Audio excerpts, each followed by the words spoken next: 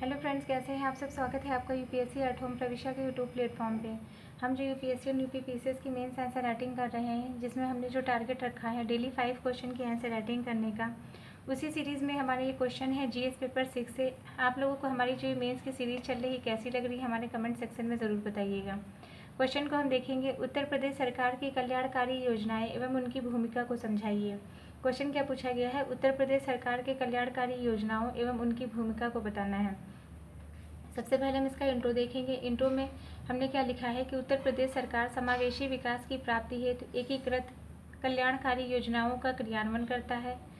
इसमें शिक्षा, स्वास्थ्य, पोषण से संबंधित योजनाओं के साथ साथ सामाजिक असमानता को कम करने की भी योजनाएं हैं। मतलब इसमें जो है क्या लिखा है कि उत्तर प्रदेश जो सरकार है वह समावेशी विकास की प्राप्ति करने के लिए, समावेशी विकास को एकीकृत करने के लिए कल्याणकारी योजनाओं का क्रियान्वयन कर रही है। इसमें शिक्षा और स्वास्थ्य, शिक्षा के साथ स्वास्थ्य और पोषण से संबंधित जो योजनाएं हैं, उनके साथ साथ जो समाज में जो असमानता व्याप्त है उसको दूर करने के लिए भी योजनाएं इसके अंतर्गत शामिल हैं।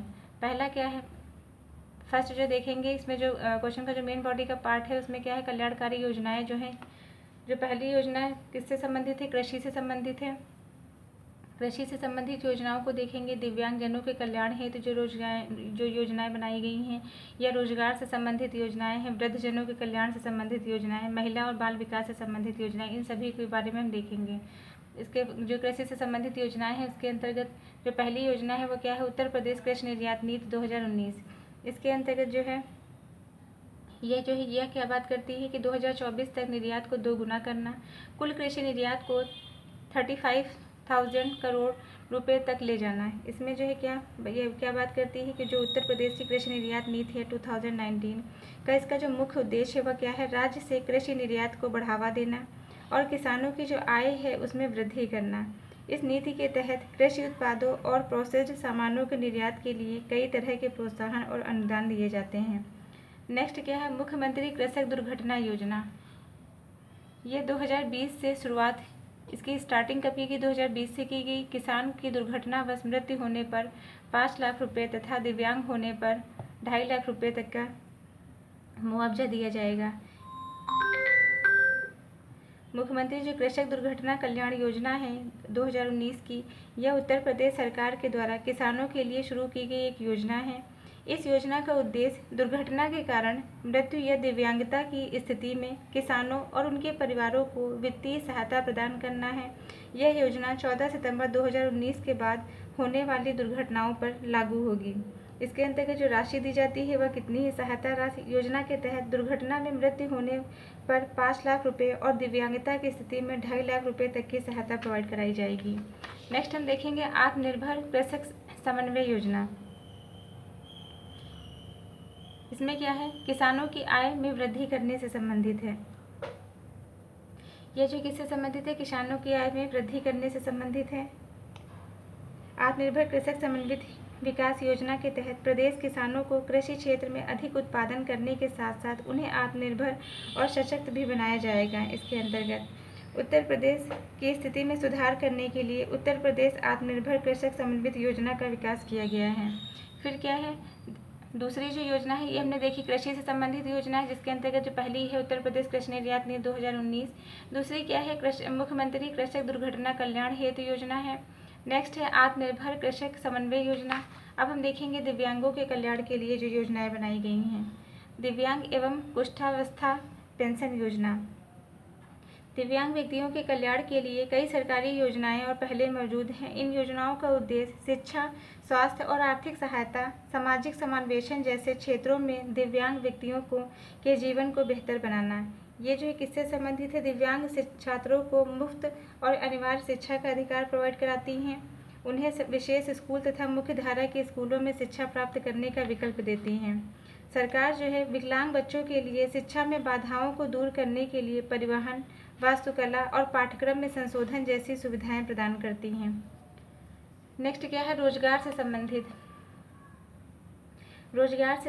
से संबंधित कई योजनाएं स्टार्ट की गई हैं। पहला क्या है, मुख्यमंत्री अभ्युदय योजना। यह कब स्टार्ट की गई, वर्ष 2021 में स्टार्ट की गई। यह किससे संबंधित है, प्रतियोगी परीक्षाओं के लिए निःशुल्क कोचिंग प्रोवाइड कराती है अभ्युदय योजना।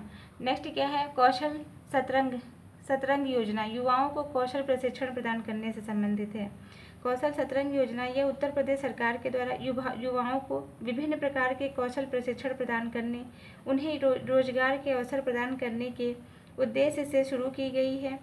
यह योजना मुख्य लक्ष्य राज्य के बेरोजगार युवाओं को विभिन्न क्षेत्रों में प्रशिक्षित करना और उन्हें नौकरी के लिए तैयार करना है।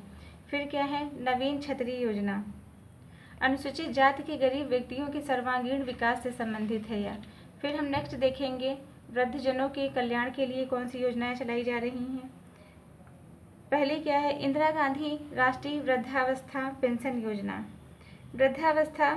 वृद्धावस्था में कल्याण के लिए कई योजनाएं चलाई गई हैं, जिसमें क्या है, जिसमें इंदिरा गांधी राष्ट्रीय वृद्धावस्था पेंशन योजना, अटल वयो योजना और राज्य द्वारा संचालित वृद्धाश्रम योजनाएं प्रारंभ की गई हैं। जो इंदिरा गांधी राष्ट्रीय वृद्धावस्था पेंशन योजना है, यह योजना गरीबी रेखा के नीचे जीवन यापन करने वाले 60 वर्ष या उससे अधिक के बुजुर्गों को मासिक पेंशन प्रदान करती है।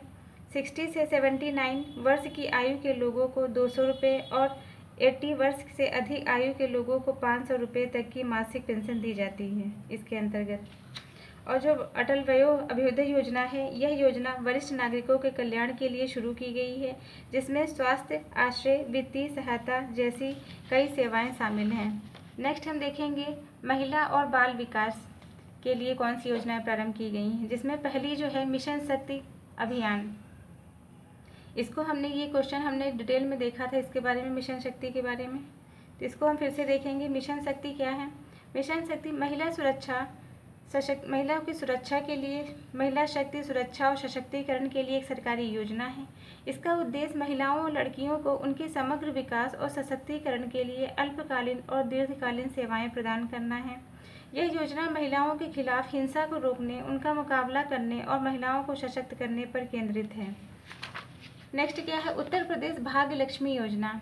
यह संबंधित है बेटियों के उज्जवल भविष्य के लिए 2 लाख रुपए की आर्थिक सहायता प्रोवाइड कराई जाती है इसके अंतर्गत। फिर नेक्स्ट हम देखेंगे निर्माण और अवसंरचना के क्षेत्र में। इसमें क्या है, डिफेंस कॉरिडोर परियोजना।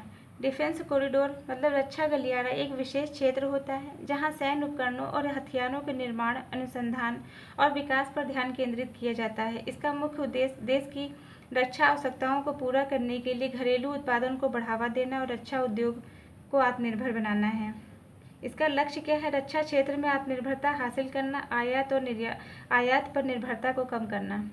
Uttar Pradesh where housing logistic need 2022। इसमें क्या है, भंडारण सुविधा, रसद, पार्क आदि की स्थापना हेतु प्रोत्साहन। नेक्स्ट हम देखेंगे अनुसूचित जाति एवं जनजाति से संबंधित योजनाएं।